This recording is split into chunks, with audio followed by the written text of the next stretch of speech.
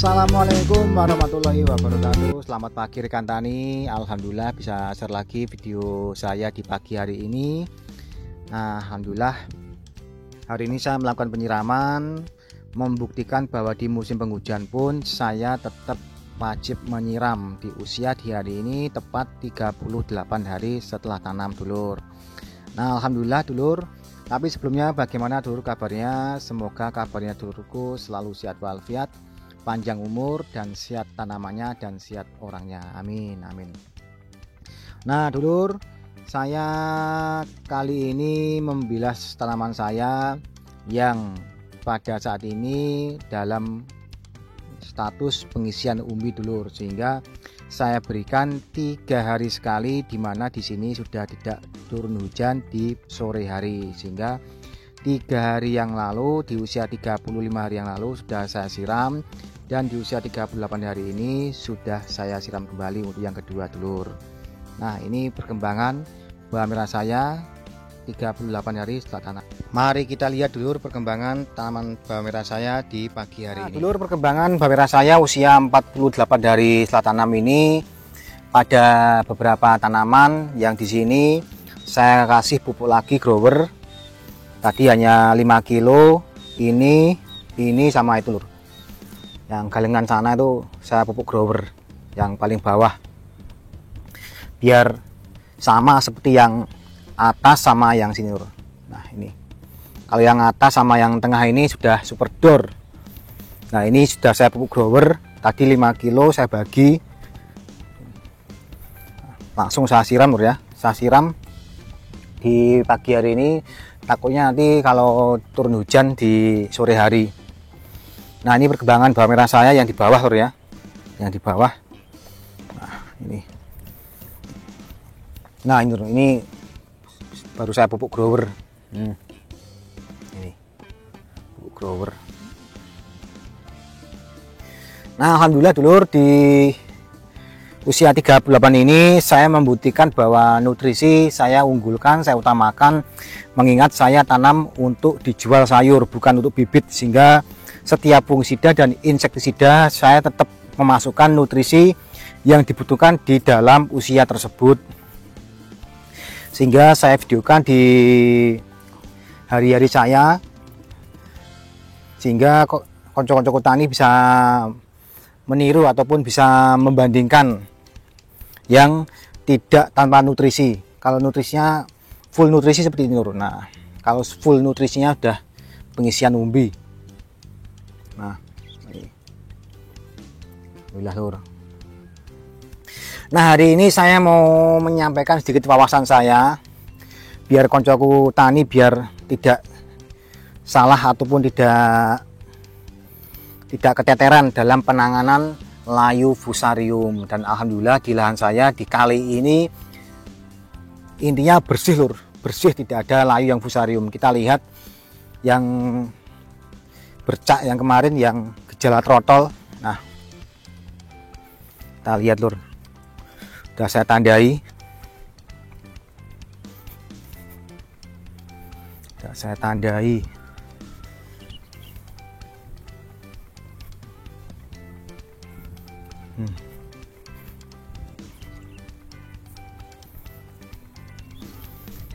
Nah, itu lur, itu yang bekas yang kemarin sudah ada kayunya, sudah saya tandai.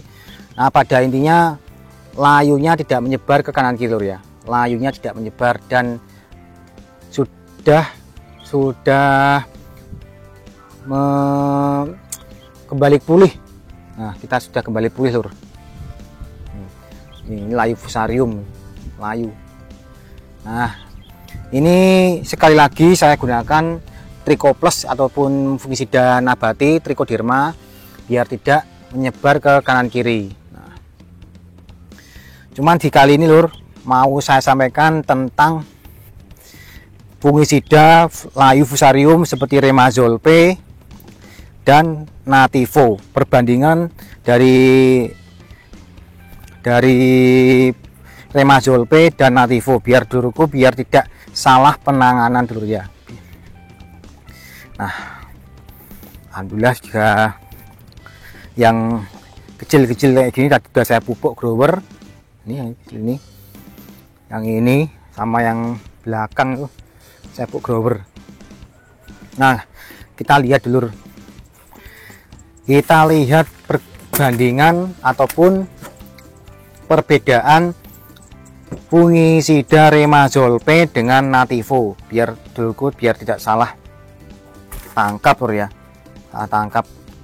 Yang pertama dulur, Remazol P ini fungsinya hanya bersifat protektif ataupun melindunginya.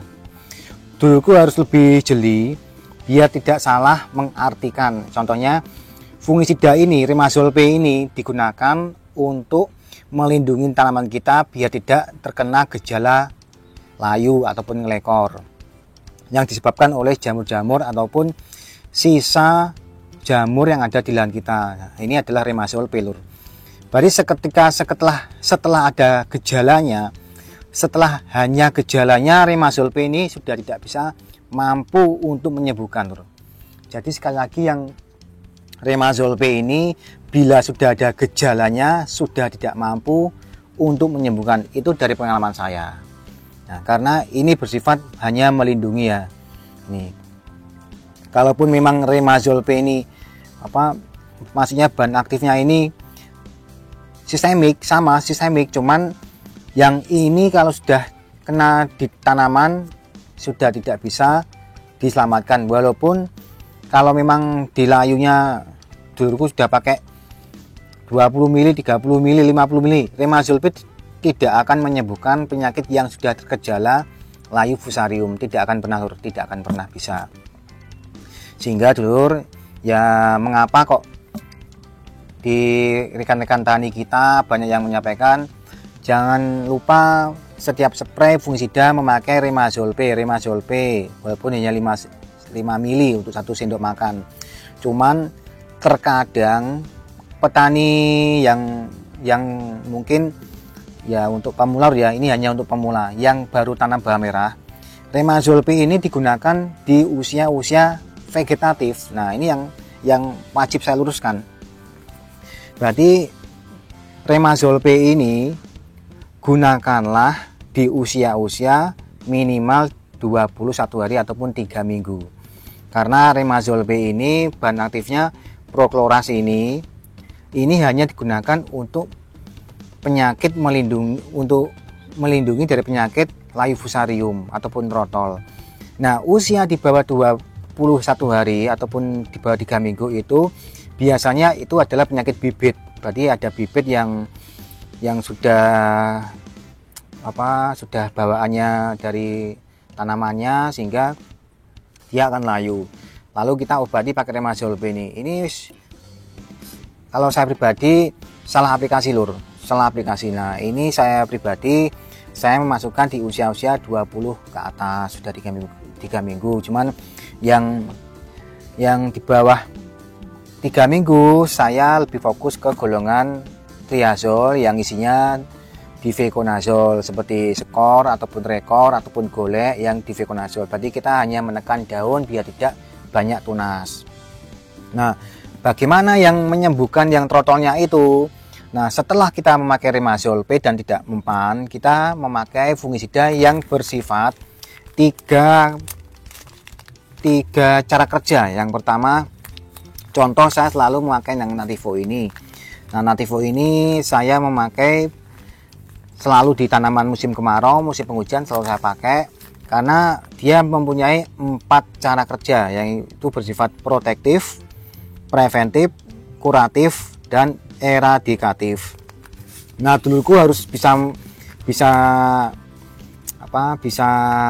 menilai bahwa Nativo ini memang dari harganya juga memang lebih mahal dan fungsinya juga lebih bagus.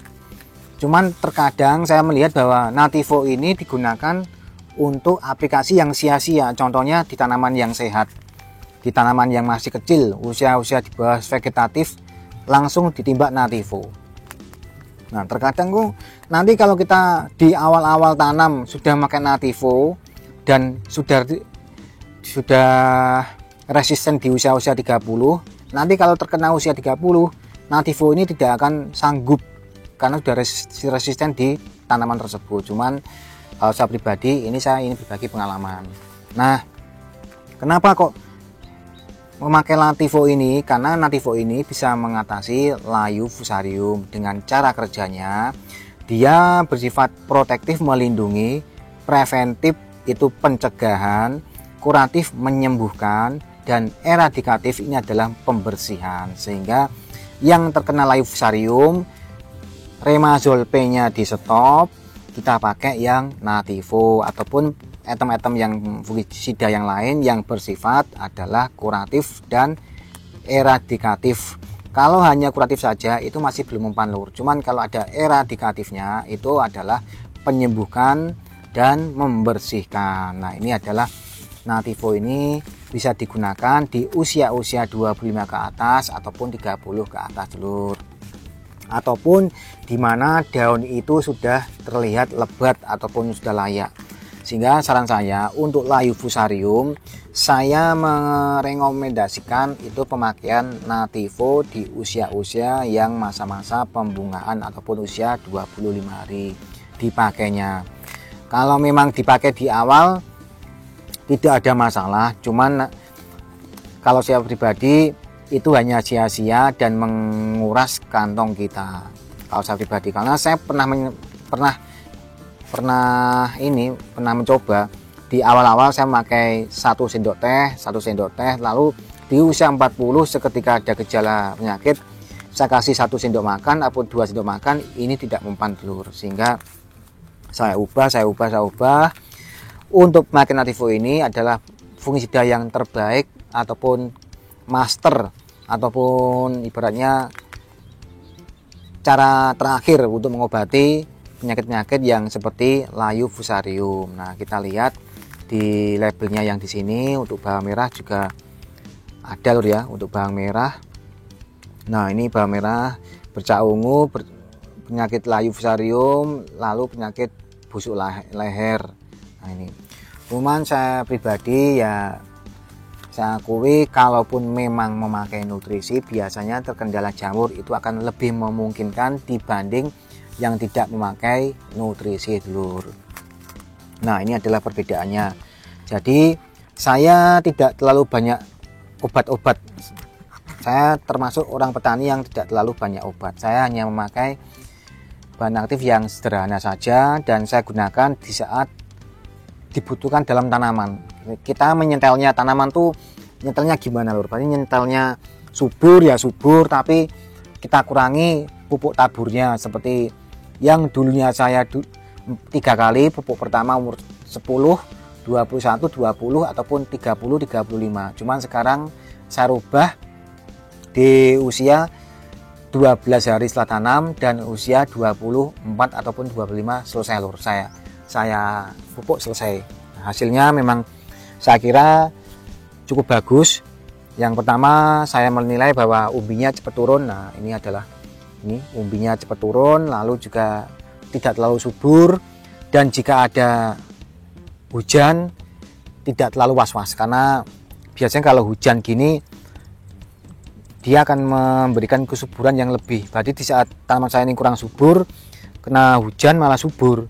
Bukan berarti malah sudah subur, kena hujan saya tambah subur, takutnya malah terkena penyakit. Nah, ini tanaman saya. Nah, alhamdulillah di kali ini tidak ada bercak ungu, tidak ada layu fusarium. Kenapa dulur? Sekali lagi saya pada awalnya pada tanam kali ini di usia di bawah 20 hari ini saya menekan daun saya untuk tidak terlalu meninggi dengan bahan aktif fungisida difeconazole dengan produk Rekor. Duluku bisa memakai produk yang lainnya seperti Rekor ataupun Skor ataupun Golek ataupun yang lainnya yang bersifat difeconazole tunggal. Nah, ini dulur. Nah, ini langkah-langkah saya yang berhasil. Nih, saya ceritakan semua. Berarti kalau untuk penyakit bercak ungu sudah saya share. Yang kedua adalah penyakit layu fusarium. Alhamdulillah tanaman saya ini adapun hanya dihitung jari ya 5-6. cuman ya alhamdulillah tidak menyebar, biarkanlah. Nah ini sudah turun umbi, besok waktunya kita spray nutrisi.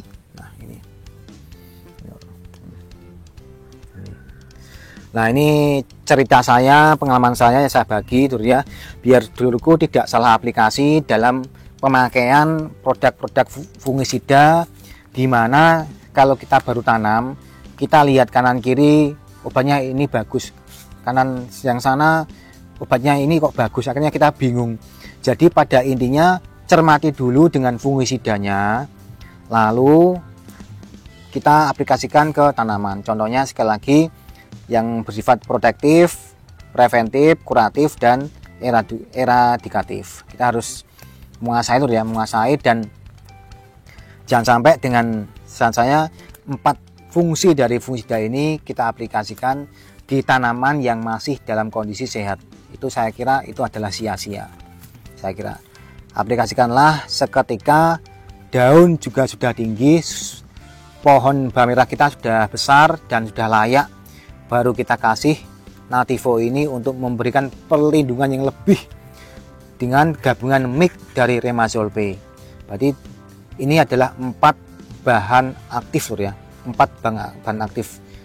Yang pertama adalah Glucoras, yang kedua adalah Propiconazole, yang ketiga adalah Difeconazole, dan ketiga adalah Trifloxystrobin. Nah, 4 bahan aktif, 2 fungisida di usia-usia 25 ke atas akan memberikan perlindungan yang luar biasa dibandingkan kita memakai 2 produk ini di usia di bawah 20, hanya mengkorek, hanya membuang-buang tenaga ataupun ya ibaratnya tuh budget lah ya, budget. Karena saya pribadi saya sudah membuktikan bahwa di bawah 20 yang terkena layu ataupun penyakit itu adalah bawaan benih.